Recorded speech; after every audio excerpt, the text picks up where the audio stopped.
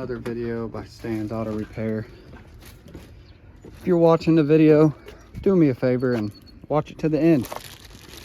Okay, so this is the negative cable on a 2011 Chevy Cruze. This goes all the way up to, I believe, 2014, maybe even the 2015.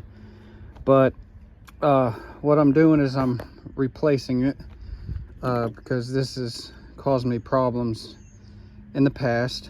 By the look of it, it is original to the car. And yes, I went with the GM. And here is the part number. GM part number right there. Okay. And the reason I did that instead of going with the aftermarket is because I want to be able to reutilize the actual screw hole, that the bolt. Now, really all you need is a 10 millimeter. You have your connection down here, which this connection goes on first, then this goes on second, and then your bolt goes over it. Okay,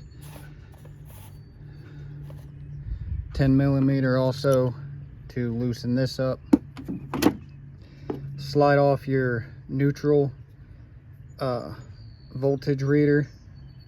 This just reads voltage, which slides down in there like this. It has a clip underneath. You just push it down to pull it out. And then your cable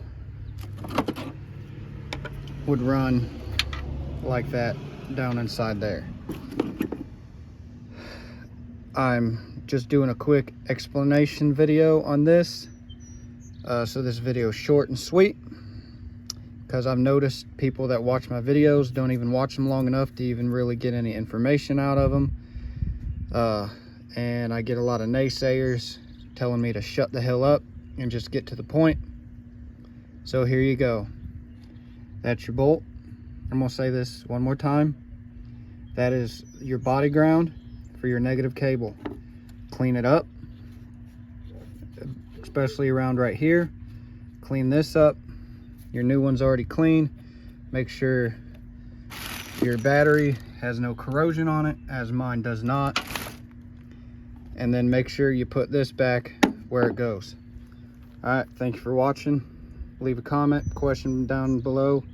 And if you made it to the end of the video, give me a thumbs up.